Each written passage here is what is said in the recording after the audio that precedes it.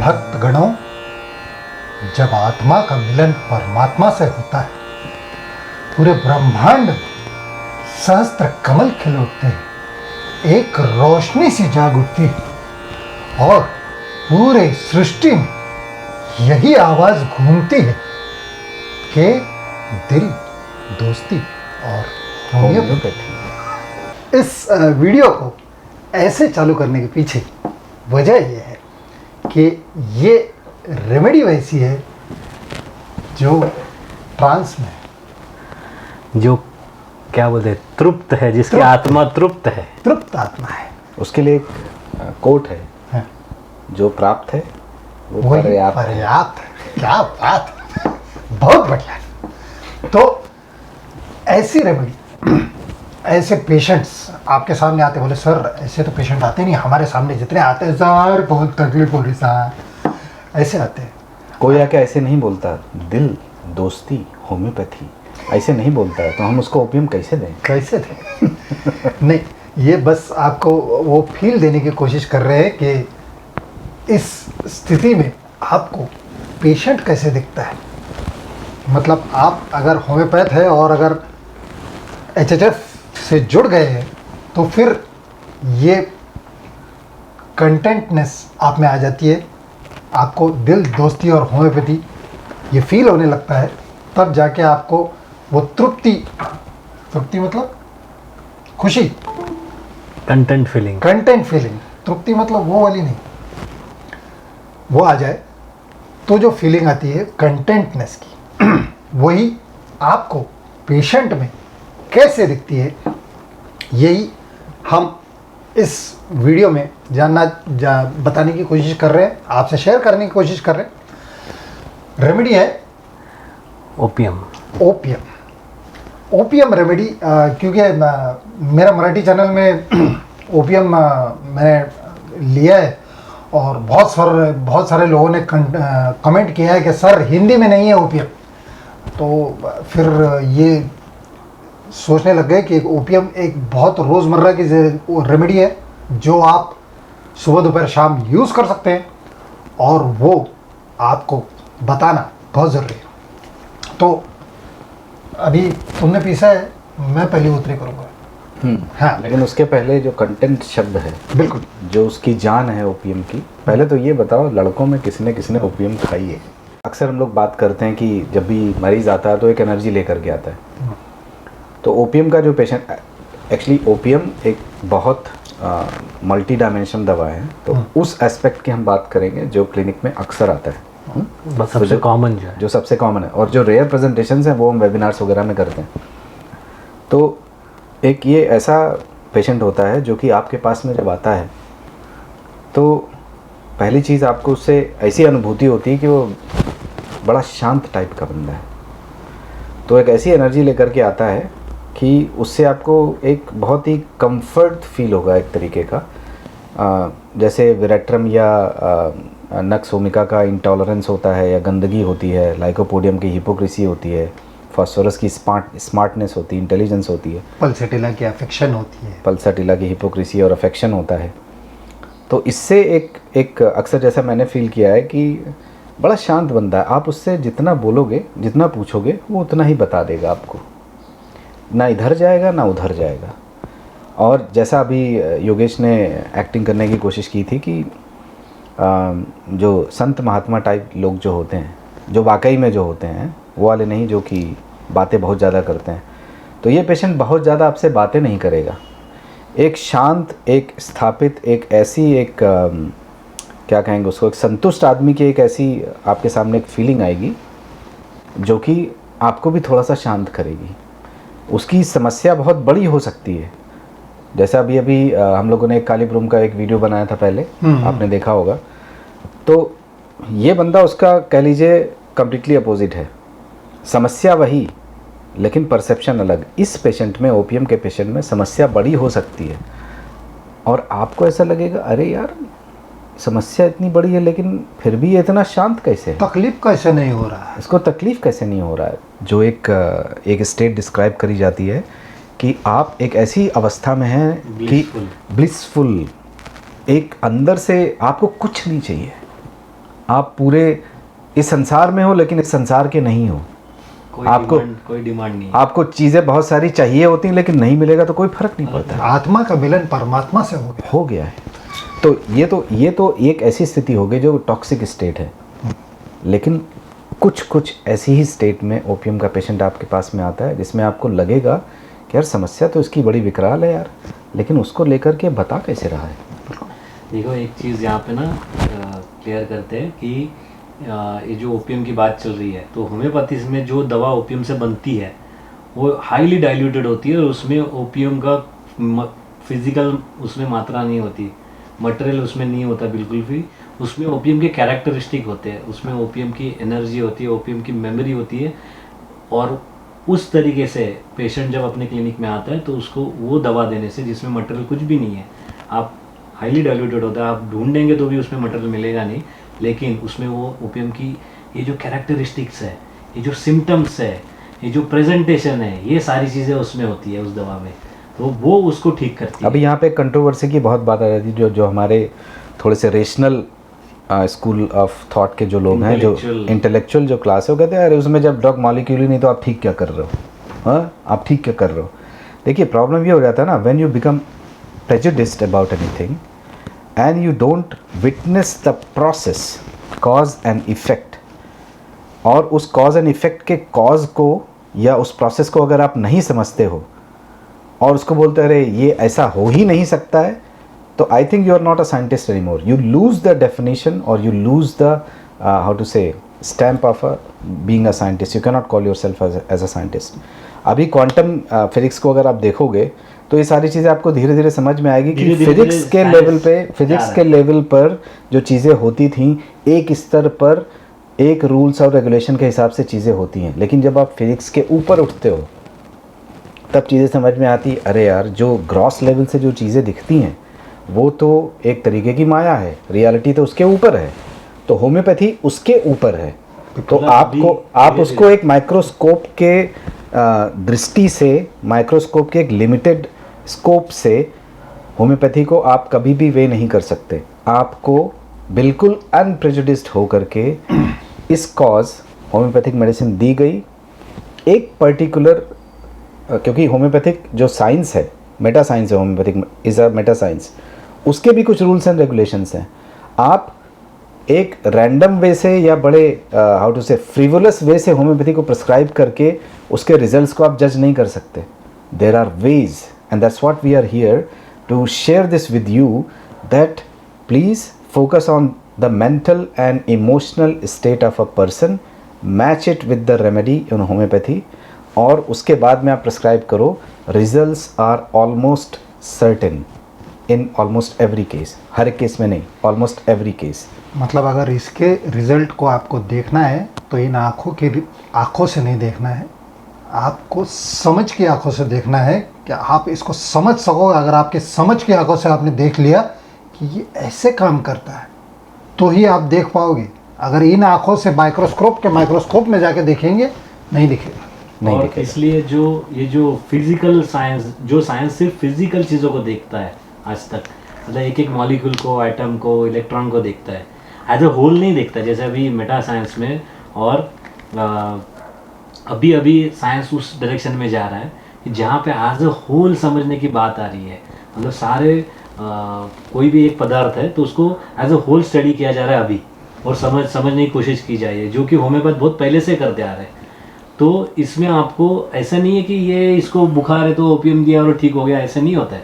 ये बुखार सिर्फ पार्ट है उस डिजीज़ का, पूरा डिजीज़ नहीं है, एक सिम्टम है। या फिर कोई भी एक डिजीज़ ले लो, जैसे ट्यूबरकुलोसिस, जैसे मॉडर्न साइंस बोलेंगे इसको ट्यूबरकुलोसिस हो गया, अरे लेकिन ट्यूबरकुलोसिस के साथ साथ उसको और भी 100 चीज़ें हुई है जो कि वो कंसिडर नहीं करते, या फिर वो किसी और डॉक्टर उसको ट्रीट करता है।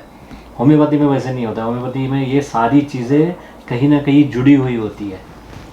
अभी बहुत सा एक चीज़ और मैं ऐड करना चाहता हूँ। बहुत सारे, अभी मेरे पास में कल एक पेशेंट आए थे, उन्होंने बोला सर लाइपोमा होम्योपैथी ट्रीट हो सकता है क्या? मैंने कहा हो सकता है और नहीं भी हो सकता है। मुझे सिम्टम्स ऐसे चाहिए जो कि एक पर्टिकुलर दवा के लिए pin pointed very particular symptoms अगर मुझे मिलेंगे तो आपकी ये ठीक हो सकती है। नहीं डॉक्टर साहब ऐसा है ना कि मैंने तो यूट्यूब पर देखा था लाइपोमा का 100% इलाज है 3 महीने के भीतर। मैंने कहा उतना जल्दी रिस्पॉन्ड नहीं करता है लाइपोमा के केसेस में, और दूसरे केसेस में होम्योपैथी इमीडिएटली रिस्पॉन्ड देती है, लेकिन इस केस में लाइपोमा केस में धीरे धीरे रिसीड होते हैं और सिमिलिमम परफेक्ट होना चाहिए। तो बोले नहीं सर वो यूट्यूब पर मैंने देखा था 3 महीने में वो बोल रहे हैं कि ये दवाइयाँ हैं, थूजा 1M है और वो आर का कोई कॉम्बिनेशन है, वो अगर आप ले लेंगे तो आप 3 महीने में ठीक हो जाएंगे। मैंने कहा बिल्कुल नहीं, 100% गलत है। इस तरीके से होम्योपैथी के जो क्लेम किए जाते हैं वो होम्योपैथी को नुकसान पहुंचाते हैं।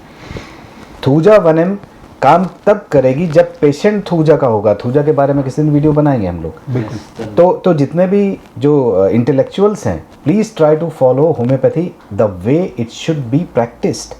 आप कोई अलग से एक रूल या कोई यूट्यूब चैनल देख करके या कोई भी फलाना क्लेम कर देता है कि अरे होम्योपैथी काम नहीं करती क्योंकि उसमें मॉलिक्यूल्स नहीं होते हैं, नैनो मॉलिक्यूल्स होते हैं जो कि माइक्रोस्कोप से नहीं देखे जा सकते। ओपीएम को आप 30 पोटेंसी में ले जाइए, 200 पोटेंसी में ले जाइए, उसकी जो एनर्जी है वो सेम रहेगी। वो ओपीएम जो मॉलिक्यूल ओपीएम जब ग्रॉस लेवल पे होता है वो जैसा रहेगा, उसके इम्प्रेशंस, उसकी एनर्जी ओपीएम ही रहेगी, वो चेंज नहीं होने वाली है। This is what IIT scientist have proven recently. मेरे पास एक बंदा है, उसके साउथ इंडियन आदमी, उसके आँखों में यहाँ पर वॉट्स आए थे। अभी इधर वॉट्स है राइट। वो आया बोला सर ये इधर वॉट्स कब से है? तो साल 1.5 साल हो गया, मतलब 60 साल हुआ कि 1.5 साल हुआ, यही कुछ समझिए। देखो उसको याद भी नहीं एग्जैक्टली कब से हुआ है, कब बहुत से? इंपॉर्टेंट है। हाँ। और हाउ देखो जैसे बात कर रहा है पेशेंट, ओपीएम ऐसे ही शांत तरीके से, मतलब वो पैनिक नहीं है उस बीमारी की वजह से, पैनिक वो बाद में हो जाता है। तो बोला ये होम्योपैथी से हो जाएगा? बोला हाँ हो जाएगा। तभी मैं एचएचएफ में नया था। बोला हो जाएगा कोई बात नहीं। अरे ठीक है, कितना टाइम लगेगा? मैं बोला यार 3 महीना तो मांग ही लेते है ना, 3 महीना तो लगेगा, 3 महीना लग सकता है। ठीक है कोई बात, 2 दवा। मैं बोला यार वॉट्स ऑन फेस निकाल के पड़े हो, थूजा डलका मारा और क्या क्या अभी तभी करता था, तभी वो सब चीज़ें बोलो थूजा निकालो ये करो। 8 दिन थूजा दिया, फिर 8 दिन डलका मारा दिया और क्या क्या देता रहा। हर बार आता था तो सर दवा।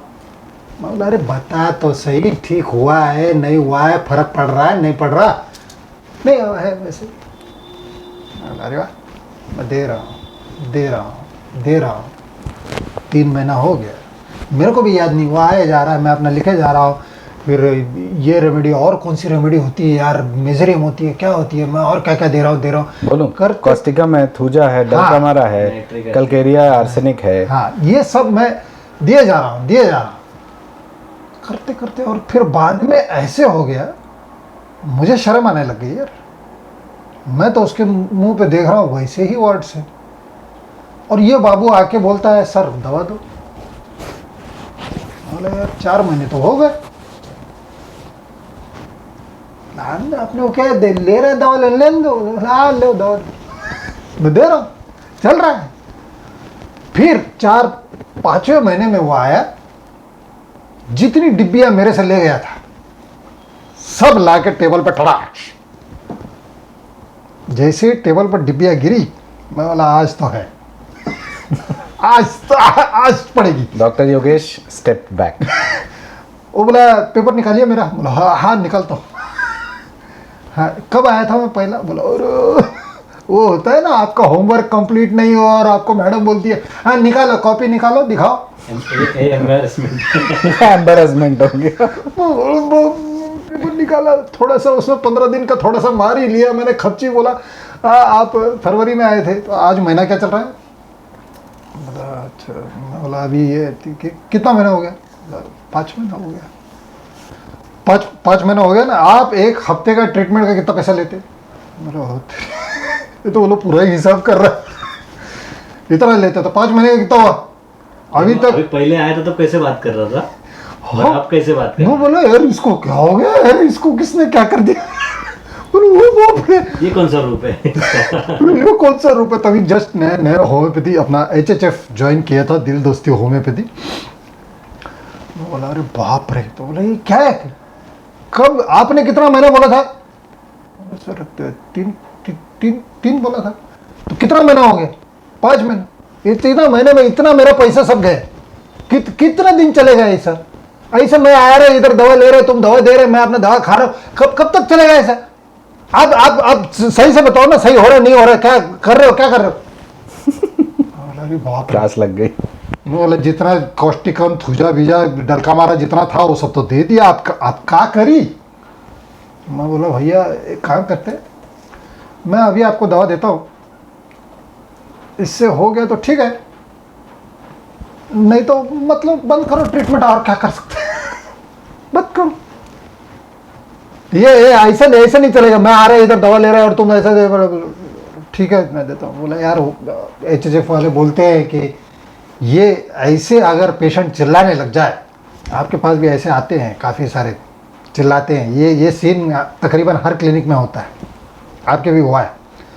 आते हैं तो ऐसे लोगों को ओपियम दिया जाता है, कैसे वो समझेंगे रूब्रिक्स के साथ में। मैं बोला अच्छा, मैं ओपियम 200 लाया था, दे दिया। बोला जाओ, वो लिया चला गया। मैं बोला नहीं आए वापस तो अच्छा है। भाव 8-10 दिन में फिर आ गया, दवा ख़त्म हो गई उसकी, फिर आ गया तो मुझे ज़्यादा क्यूरियोसिटी था, मैं उसकी आंखों की तरफ देख रहा हूँ, वो आंखों में वॉट्स वैसे ही है। मैं बोला अरे बाप रे अब तो पड़ेगी, अब पड़ेगी। वो आके बैठा, बोला सर दवा दो। मैं बोला अरे, मैं बोला वो वर्ड्स कैसे है? नहीं थोड़ा फर्क तो पड़ा है, कम तो हुआ है। मैं ठीक से देख रहा हूँ वैसे तो है, परसेप्शन चेंज। मैं देख रहा हूँ, बोला अरे वैसे तो है, मतलब ये बोला नहीं उसको, मैं मन के मन बोल रहा हूँ अरे वैसे तो दिख रहे, इसको कहाँ से कम दिख रहे बे? तो नहीं सर फर्क पड़ा है, ये थोड़ा सा ये कम हुआ है, इधर वाला कम हुआ है। बोला अच्छा ठीक है, दे दिया। और आगे के आने वाले महीने में वो सब वर्ड्स निकल गए, सेट हो गया। और बाद में मैंने ढूंढने की भी कोशिश करी कि वर्ड्स में ओपियम कहाँ दिखता है।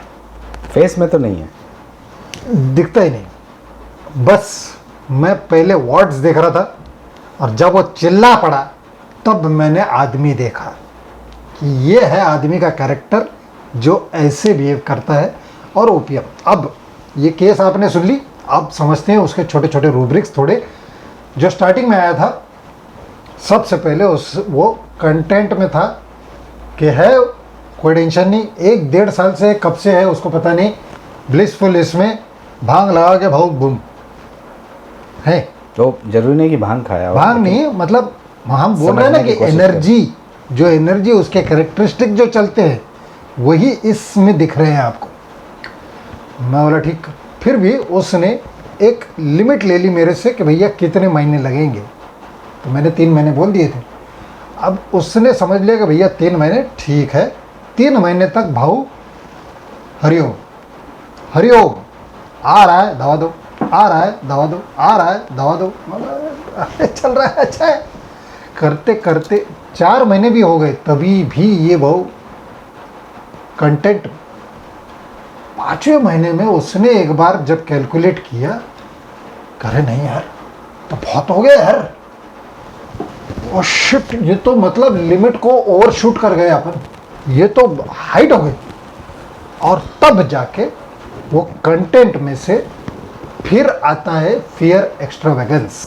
अगर फियर एक्स्ट्रावेगेंस सही से समझना है तो नरेंद्र गुप्ता सर से समझिए कभी, वो वेगस नर्व से लेके जाएंगे आपको एक्स्ट्रावेगेंस में। पूरा मतलब पूरा कॉन्सेप्ट ही आपका ये कर देंगे, क्लियर कर देंगे। एक्स्ट्रावेगेंस ये है फियर एक्स्ट्रावेगेंस ऑफ इस रूब्रिक को। एक्स्ट्रावेगेंस का शाब्दिक अर्थ थोड़ा सा देख लेते हैं इंग्लिश में।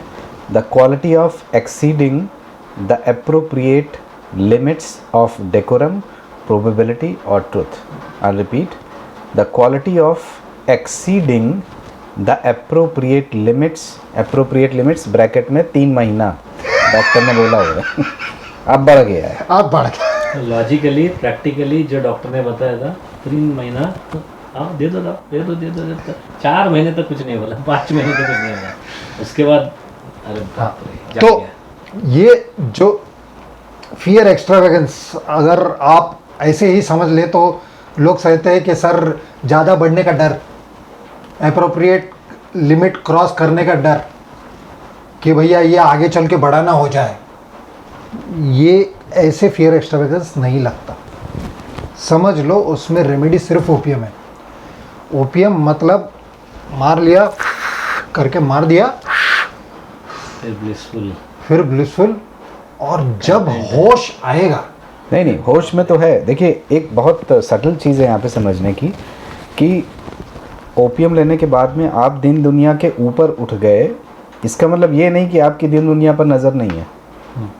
मतलब आप अलर्ट हो, लेकिन कंप्लेनिंग मोड में नहीं हो। जो हो रहा है होने दो। क्यों?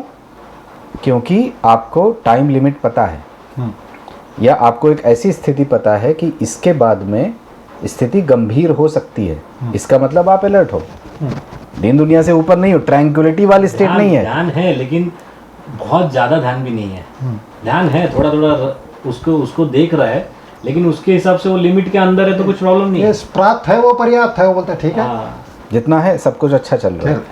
और जब ये सोया हुआ बंदा जाग जाता है, जब वो कंटेंटनेस टूटता है, तब फियर एक्स्ट्रावेगेंस आता है कि अरे यार कब से यहाँ पर हूँ, वो तेरी इतना देर हो गया मैं यहीं पर हूँ, अभी तक अरे क्या है। फिर आता है irritability, pain during, inclination to make noise, noise, inclination to make noise, फिर आवाज चढ़ता है, क्या चल रहा है, पूरा सब जितना डिब्बी था सब ये लो। अरे डॉक्टर साहब आपने 3 महीना बोला था, ऐसे ही बिल्कुल ऐसा एक डुप्लीकेट केस था मेरा, उसको भी फेशियल वॉट, वार्ड में बहुत कॉमन है। बहुत कम। Facial what. अब वाट का और ओपीएम का तो लेना देना नहीं, रिपर्टरी खोल के देख लो। तो स्थिति क्या हुई कि बिल्कुल ऐसा ही केस था। दे आस्क कितना टाइम लगेगा, हाँ। तो मैंने बिल्कुल योगेश जैसी स्थिति मेरी भी थी, क्या बोलें, मैंने 3 से 4 महीना, इतना टाइम तो बनता है, क्योंकि 3 से 4 महीने में अगर पेशेंट अप डाउन होता है तो आपके पास में टाइम होता है मैनेज करने का। दवा आया, लिया, हर बार पूछ रहा हूँ कैसा है, सर जैसा था वैसा ही, अभी ये यहाँ पे 2-3 थे, अभी यहाँ पे 2-3 और हो गए। अच्छा ठीक है। जब भी आता था बात ही नहीं होती थी, 1 या 2 मिनट का कंसल्टेशन, कैसा है, हाँ अभी थोड़ा बढ़ गया है, यहाँ पे है इतना है। अच्छा 3 महीने के बाद में जब वो कंसल्टेशन के लिए आया, तो पहले वो कुर्सी पे पीछे बैठता था, अब बैठा इधर आ। हाँ अभी एक्टिंग करके बताएगा, और जब आया तो वो आगे बैठा, और उसकी जो बॉडी लैंग्वेज थी वो थोड़ी सी चेंज थी। तो जब वो आगे आके बैठा तो मैं पीछे चला गया। You see the dynamics, that's how we are understanding homoeopathy. वो एनर्जी लेकर के आया, क्योंकि अब वो नॉइज इंक्लिनेशन में है। आपने 3 महीने का वक्त दिया था, 3 महीने के बाद भी स्थिति में कोई चेंज नहीं है और ये बढ़ गया है।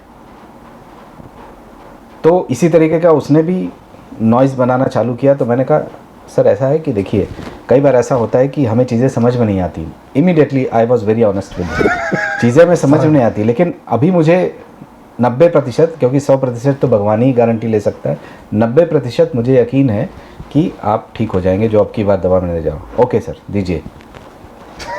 दिया उसने दवा। मैंने उसको बोला कि 15 दिन में आप मुझे फॉलोअप दीजिए, क्योंकि I was also curious, first time I was prescribing upon this rubric. Okay. तो जब वो पेशेंट आया तो क्लीन शेव, पहले वो उसको दाढ़ी वाड़ी से छुपाने लगा था वार्ड को, मेरे पास में क्लीन शेव, दूर से ही दिखा कि अरे तो लग रहा है कि मतलब काम दवा ने कर दिया है ना। I was confident. वो आके बैठा फिर से वैसे कंटेंट स्थिति में। हाँ सर अभी देखिए अच्छा हो गया है, हाँ थ्रेशोल्ड नीचे आ गया। हाँ सर अभी देखिए अच्छा है, सारे चले गए हैं, सिर्फ एक बाकी है। अब जो आगे आके बैठा था वो पीछे बैठ गया, तो फिर मैं कुर्सी के आगे आ गया। नहीं बात सुनो क्या है।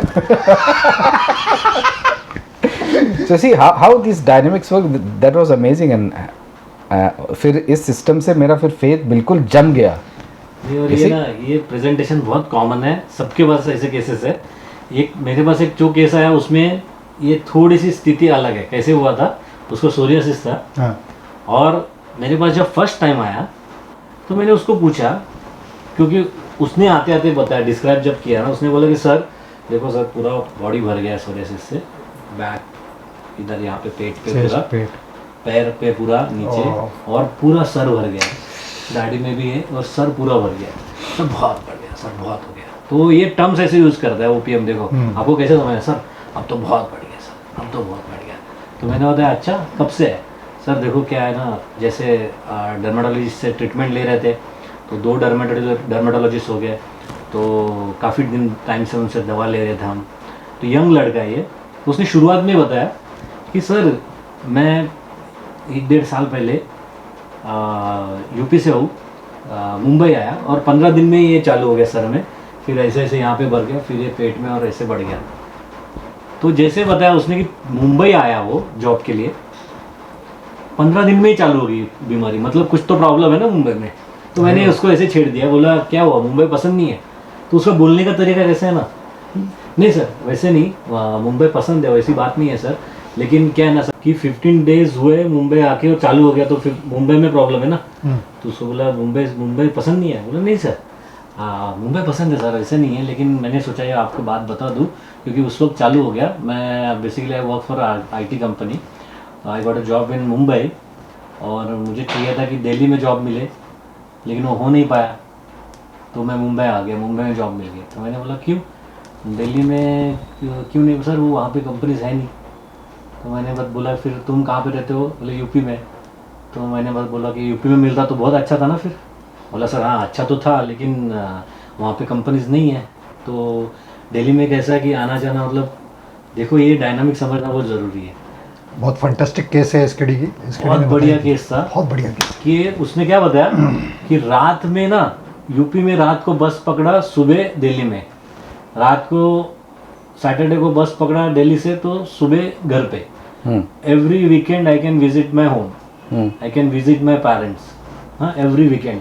अभी सर 6 महीने से मैं घर नहीं जा पा रहा हूँ, मुंबई से नहीं जा सकते, खर्चा भी ज़्यादा है, टाइम भी ज़्यादा लगता है, सिर्फ संडे ऑफ मिलेगा तो कैसे जाएंगे? तो मैंने बोला क्यों इतना क्यों परेशान हो, मतलब वहाँ पे ऐसा क्या है? बोला सर पेरेंट्स एजेड है ऐसा। तो मैंने देखा ये बच्चा तो है 23-24 एज का, ठीक है, पहली जॉब है इसकी, तो इतने क्यों परेशान हो? बोले नहीं सर पेरेंट्स की थोड़ा एज ज़्यादा, देखभाल कर सकते हैं। तो देखो ये क्या होता है ना, इसका डिल्यूजन होता है, भ्रम होता है कि ये यंग है और फिर भी चाहता है कि पेरेंट्स के साथ रहे ताकि वहाँ पे उनकी देखभाल कर सके। और एक सटल चीज़ ये भी है कि घर में अपने रह सके, घर से दूर हूँ मैं, मुंबई मतलब घर से दूर हूँ, मेरा घर यूपी में है, मतलब होमली वो फीलिंग होती है ना। ओपीएम ऐसा बंदा है ना, तो मुझे ना ये रेमेडी समझ में नहीं आ रही थी। ये मैं आपको रेट्रोस्पेक्टिव अंडरस्टैंडिंग बता रहा हूँ। मैं 10-15 मिनट बात करने के बाद, 13 मिनट बात करने के बाद, मैं हर चीज़ उसको पूछा मैंने कि तुम्हें क्या स्ट्रेस हुआ 2 साल पहले? बोला सर कुछ नहीं स्ट्रेस हुआ सर, कुछ, अरे कुछ तो हुआ होगा, कुछ तो हुआ है। बोला नहीं सर, सर मैं बता रहा हूँ आपको हर एक चीज़ कि मुंबई में आया और सर ये चालू हो गया, पता नहीं सर किस वजह से हुआ। वो कुछ एग्जाम्स भी दे रहा था ना बीच में। हाँ, तो एग्जाम वगैरह दे रहा था। मैंने बोला एग्जाम का टेंशन है तुझे, मार्क्स कम आ रहे, ये है वो है। 2 बार फेल हो गया तो फेल ठीक है सर, फेल का टेंशन हो गया मुझे। हाँ चलो एग्जाम फेल करा, मिल गया, कुछ तो मिल गया। बोला नहीं सर वैसे कुछ नहीं है, ठीक है, फेल हो गया ठीक है सर, फिर से दे देंगे एग्जाम। ऐसे तो वो तो एग्जाम मतलब क्या होता है कि प्रमोशन के लिए जो उस टाइप की होती है, तो वो तो ठीक है ना। तो बोला तू फिर पेरेंट्स से दूर हो तो उनकी बहुत फिक्र आ रही है, याद आ रही है बहुत। बोला सर हाँ मतलब घर में सर रहते तो थोड़ा अच्छा रहता है, लेकिन सर उसका भी टेंशन नहीं लेता हूँ मैं सर, वो भी ठीक है, बस मतलब प्राप्त है, पर्याप्त है ना। हर जगह पे बोल रहे हैं सर ठीक है, सर ठीक है, ये भी ठीक है, वो भी ठीक है। मैंने बोला गर्लफ्रेंड का कोई चक्कर है? बोला सर ऐसा भी कुछ नहीं है, सब ठीक है सब। बोला तुम्हें सैलरी कम है, खुश नहीं हूँ सर, बड़ी IT कंपनी में हूँ, तो ऐसा वो भी सर टेंशन नहीं है। मैं कहीं टेंशन ही नहीं है, टेंशन ही नहीं है कोई भी। तो ऐसे चलते चलते 13 मिनट हो गए ना, तब मैंने उसको पूछा कि तुझे ये बीमारी के बारे में क्या लग रहा है? बोला सर देखो अभी मैं 2 डर्माटोलॉजिस्ट के पास ट्रीटमेंट लिया मैंने, और मैंने काफ़ी दिनों तक उनसे ट्रीटमेंट लेते रहा।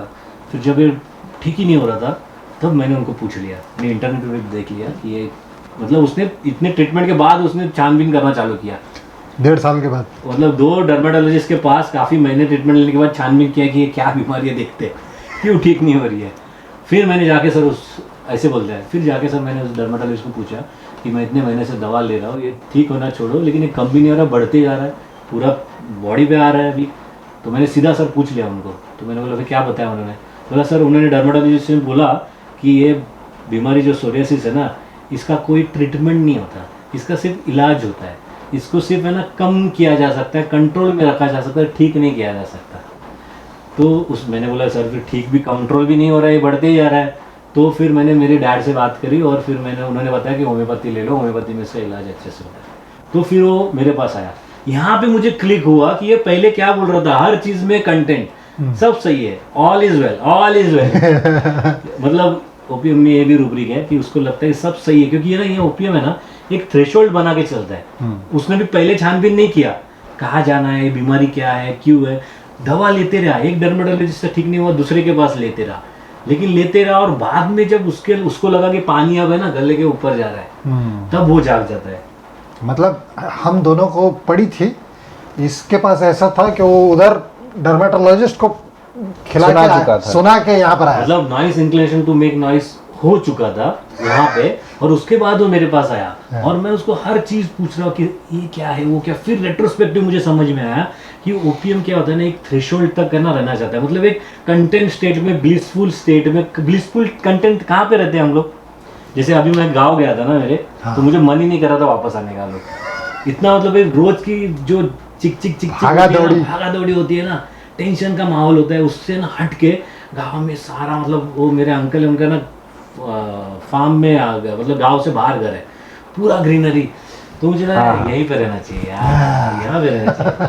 इससे मतलब ये रूटीन जो शहर की भाग दौड़ है ना, ये नहीं चाहिए। तो ना ओपीएम को ना वो घर लगता है अपना, ऐसी स्टेट कि जहाँ पे मैं अपने घर में हूँ। देखो घर में हो, आपने शॉर्ट पहनी है, बनियान पहनी है, आपको टेंशन नहीं है, आप तृप्त हो, खुश हो, शांति में हो, पीसफुल हो। ओपीएम मतलब स्टेट जीरो, करेक्ट ना? जीरो से शुरुआत सबकी होती है, अब जीरो में आप बिल्कुल संतुलित हो। तो आपको किसी चीज को ध्यान देने की जरूरत नहीं है कि आपके ना टी शर्ट पे क्रीज है, नहीं है, शर्ट पहनना है, फॉर्मल पहननी है, नहीं, आराम से रहो अपने घर में। ओपीएम को ना वो घर जो है ना, उसका एक थ्रेशोल्ड होता है, एक बाउंड्रीज होती है, और जब उसके बाहर चले जाती है चीजें ना, तब उसको प्रॉब्लम होती है। जैसे आलोक ने और योगेश ने बताया ना, ऐसी चीजें जहाँ पे चीजें बढ़ जाती है और फिर उसको लगता है कि यार, तो उसने बताया ना मुझे, सर दिल्ली तो फिर भी ठीक था, दिल्ली तक उसका वो घर था, दिल्ली चलता था सर, हफ्ते भर जाओ, हफ्ते में आ जाओ, वो मेरी बाउंड्री घर की। मुंबई जाता, उसमें भी एक्स्ट्रावेगेंस, मुंबई जाता, उधर भी एक्स्ट्रावेगेंस हुई। दिल्ली तक ही उसका घर था, और वही उसकी लिमिट थी।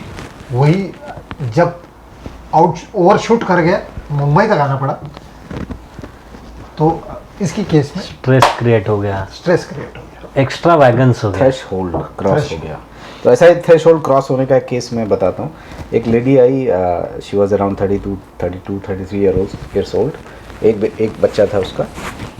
तो वो क्लिनिक में आके बैठी, उसको पाइल्स की समस्या थी, ब्लीडिंग भी था, पेन भी था। तो नॉर्मल जो केस टेकिंग में हम लोग करते हैं कि कब से समस्या हुई आपको ये, तो बोला 6 महीने हो गए सर। 6 महीने हो गए। तो फिर 6 महीने हो गए, तो 6 महीने पहले जब हुआ था तो आपने क्या किया इसके लिए, कुछ इलाज कर? नहीं सर, कुछ नहीं किया। देखो बोलने का तरीका, अभी आपने पिछले काली ब्रोम के शायद वीडियो में देखा होगा, वो भी पाइल्स की केस थी, और वो ऐसे सब एक्सप्रेशन दे रहा था, और ये 6 महीने से सर नहीं सर कुछ नहीं किया सर। मतलब पेन भी है, ब्लीडिंग भी है, देखिए कितना विपरीत है। यस, ये इंडिविजुअलिटी है। तो मैंने कहा 6 महीने पहले आपने किसी डॉक्टर को? नहीं सर, मुझे ऐसा लगा नहीं कि दिखाना चाहिए। मैंने पूछा क्यों? क्योंकि ठीक था, चल रहा था। तो अभी फिर आपने क्या सोचा, अभी आपको क्या हो गया कि आपने सोचा कि डॉक्टर को दिखा लेते हैं? तो सर मुझे ऐसा लगा कि अभी ये बढ़ रहा है थोड़ा, आगे दिक्कत करेगा ना, आगे प्रॉब्लम कर देगा, आगे बढ़ गया तो, क्योंकि उसका साइज़ तो था पहले, लेकिन अभी साइज़ काफ़ी बढ़ गया है, काफ़ी, है ना? तो जो काफ़ी, ज़्यादा, बहुत, बढ़ना, ये सारे ओपीएम के पर्यायवाची शब्द हैं, जो कि मैं और कुछ जोड़ दूँ, अभी तो हाइट हो गई, हाँ अभी तो हद हो गई, हद हो गया अभी। हद हो गई, हाइट हो गया सर। मतलब वो बता देता है कि ये थ्रेशोल्ड से पार हो गया, पार हो गया है। और उसको वही चाहिए होता है, उसकी जरूरत भी वही होती है कि ना वो अंदर आ जाए, थ्रेशोल्ड के अंदर आ जाए, घर में आ जाए। Home, desire to go home, must get there, ऐसे रूब्रिक्स है उसमें, आप देख लो। तो उसका जो होम है ये एक्स्ट्रावेगेंस के नीचे वाला है। हाँ। तो जब भी आप ओपियम देंगे और सिमिलिमम होगा तो वो डिजीज़ ठीक होने में थोड़ा सा वक्त लग सकता है, लेकिन मेन जो उसका परसेप्शन था एक्स्ट्रावेगेंस का वो नीचे आ गया तो वो संतुष्ट हो गया। ठीक है ना, जैसे अवार्ड के केस में भी अभी हमने देखा। फिर वो घर में आराम से ब्लिसफुल, कोई टेंशन नहीं, कोई कुछ भी करो यार तुम लोग, मुझे तो कुछ नहीं है। अभी एक केस, तो इस केस को ही तो जैसे ही ये हुआ तो मैंने कहा ये तो क्लियर कट केस हो गया। एक एक्स्ट्रावेगेंस में हमेशा ये चीज़ देखिएगा कि ऐसे पटरी चल रही है, ये जो पटरी जो ऐसे चल रही है ना, ये एक्स्ट्रावेगेंस के पहले की स्टेज है जो कि आपको कंफर्म करनी है, क्योंकि कई बार पेशेंट ऐसा बोलते हैं कि सब बढ़ गया है। सब बोलेंगे कि बढ़ रहा है ऐसा, इसलिए तो डॉक्टर के पास आते हैं। Correct, लेकिन आपको वो पहले की स्टेट देखनी है जिसमें वो कंटेंट बिना indifference to suffering blissful state में था कि नहीं, तो ध्यान नहीं दे रहा था। कंटेंट एंड क्वाइट था। ये स्थिति पहले जाननी जरूरी है आपको, हमेशा ये चीज़ कंफर्म करिएगा। वो बता देगा पेशेंट, या फिर आप जब आप केस हिस्ट्री अच्छे से लेंगे तो उसके बाद में जब एक स्थिति ऐसी आती है जो थ्रेशोल्ड जो शब्द है, वहाँ से जब गड़बड़ आगे बढ़ने की संभावना होती है, जब उसको रियलाइज़ होता है कि अभी नहीं, अभी आगे बढ़ सकता है, तब उसके अंदर डर की भावना आती है, तब वहाँ पर वो एक्शन लेता है। ठीक है ना, तो इस चीज़ को याद रखिएगा हमेशा कि पहले कंटेंट एंड क्वाइट था, उसके बाद में एक पराकाष्ठा पहुँच गई, उसके ऊपर अब तब वो आपके पास में आता है। तो ऐसी एक छोटी केस बताता हूँ, डेली आपके पास भी ऐसे आते होंगे। एक आया कि उसके जांग में यहाँ पर एक साथ में 2 या 3 फोड़े निकल आए, 3 साथ में आ गए। बोला अरे बाप रे, बोले ये क्या? बोले सर पिछले 1 महीने से एक के बाद एक आ ही रहा है। बोला अच्छा तो क्या क्या? बोले कुछ नहीं, आता था, फूट जाता था, निकल जाता था, उसमें का सब मसाला सही हो जाता था। बोला ठीक है, तो फिर अभी कैसे आ गए? तो बोले वो लोग बोलते हैं कि 7 निकलते हैं एक के बाद एक, ऐसा मानना है कि 7 निकलते हैं। बोले 6 निकल गए हैं और 1 निकलेगा और सही हो जाएगा। एक साथ में 3 आ गए सर। ये सुपरस्टिशन है, उसमें भी सुपरस्टिशियस, ये सुपरस्टिशियस है कि भाई ये 7 निकलेंगे 7 के बाद में। ये मतलब हर बार डॉक्टर लिमिट देगा ऐसे नहीं है, ये ऐसी सुपरस्टिशियस लिमिट्स भी होती है कि 7 आती है, वो तो ठीक है 7 आएगी तो 7 आके फट के निकल जाएंगी, कोई बात नहीं। देखो कहाँ पर पे इंडिफरेंस टू सफरिंग देखो कितना तगड़ा है, कितना कंटेंटनेस है, दर्द कितना करता है। अब जब 3 साथ में निकले, बोला अरे कितना निकलेगा, ये तो 9 हो गया। अरे ये कैसा है सर? कल मैं धंधे में बैठा था, वहाँ कसम मत पूछो कैसे बैठा, हालत पतली हो गई। एलिमेंट्स एम्बेरसमेंट, जब एम्बेरस हो जाता है, बाप रे, मैं बोला बाप, मैं इसीलिए अभी दवा लेने आ गया। मैं बोला यार सही, इसका तो कुछ करना पड़ेगा। अभी यहाँ पे जो पिन पॉइंट था, पेशेंट का फोकस था, वो एक्स्ट्रावेगेंस था। और ये जो एक्स्ट्रावेगेंस और ये थ्रेशोल्ड होता है ना, उसको लेके ये थ्योरी बनाता है अपनी, थियराइजिंग में है। और ये सुपरस्टिशियस थ्योरीज हो सकती है, उसकी होती है ना? तो ये इंडिविजुअलिटी है। अभी आप पीछे के जो वीडियोस देखेंगे, जलसीमियम का देखिएगा, कालीब्रोम का देखिएगा, तो आपको ये सारी चीज़ें पता कैसे इंडिविजुअलिटी होम्योपैथी में बहुत बहुत इंपॉर्टेंट चीज़ है। तो इसीलिए साइंटिफिक रिसर्चेज हैं वो थोड़ी सी डिफेक्टिव इसलिए होती हैं क्योंकि इंडिविजुअलिटी को लिया ही नहीं जाता। अभी जैसे होम्योपैथी में देखें, रिपर्टोरियल चार्ट में हीमोराइड्स में ओपियम नहीं दी है, लेकिन mental section of the repertory almost always clearly defines the state of the patient, the disposition, जिसके बारे में हनीमन साहब ने बोला हुआ। मतलब इसमें ये प्रेजेंटेशन होना चाहिए ना, जैसे ये केस में 7 बार आता है तो उसने माइंड बना लिया, थ्रेशोल्ड बना लिया, यहाँ तक ठीक है। वैसे मेरे पास एक केस था जिसको क्या होता था ना, वो उसको ट्रेकिंग का शौक था। तो बोलता सर मैं हमेशा मैं ये राजस्थान में इस जंगल में गया हूँ, MP में यहाँ पे गया हूँ, महाराष्ट्र में सारे ट्रेकिंग में ना सब जगह जाता हूँ मैं। लेकिन ये जो राधा नगरी का जो सर है, वो बर्ड सेंचुरी है ना, वहाँ पे जाता ना, ये फोड़े आ जाते हैं मेरे पे हर बार। मतलब हर बार मैं वहाँ पे जाता हूँ ना तब भी आते हैं। तो मैंने बोला फिर ट्रीटमेंट किया कि नहीं सर, हमेशा मतलब आता है ना, कुछ दिनों में चला जाता है। और मैंने नोटिस किया कि वहाँ पे मतलब अलर्ट भी है वो, वहाँ पे जाता है ना जब भी, उस सेंचुरी में जाता है तो वहाँ पे उसको वो आता है। तो बोला इस बार फिर क्यों सोचा आपने दवा लेने का? बोला सर इस बार क्या होता था ना कि ये आता है ना तो अगले ना 1-2 हफ्ते में चला जाता था, अभी 4 हफ्ता हो गया सर, ये बढ़ रहा है और ये जा नहीं रहा है। और इस बार भी मैं जाके गया आया वहाँ पे, तो ये उसकी थ्योरी है।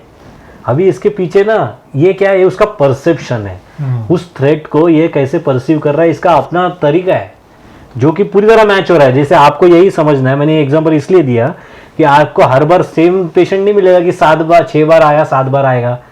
ये भी वही तरीका है ना, हर जगह जाता हूँ कहीं नहीं आता, यहाँ पे जाता हूँ ना यहाँ पे मुझे ये आ जाता है।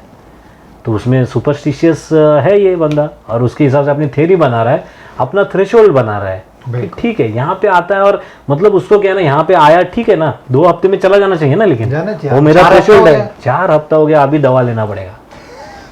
तो ऐसी ही ओपीएम आपकी क्लिनिक्स में बहुत आएंगी। सबसे कॉमन है ना ओपीएम, आपके यहाँ पे फीवर में बच्चे आते हैं। जो एक बच्चा मेरे पास था, बहुत बढ़िया केस था, वो बुखार 104 तप रहा है पूरा, इतना गर्म हो रहा है ना, उसकी मम्मी ने उस बच्चे को पापा के पास दिया है, बोलती पूरा मेरा शरीर गर्म हो जाता है, उसको झटके लग रहे। और पापा ने उसको पकड़ कर रखा है।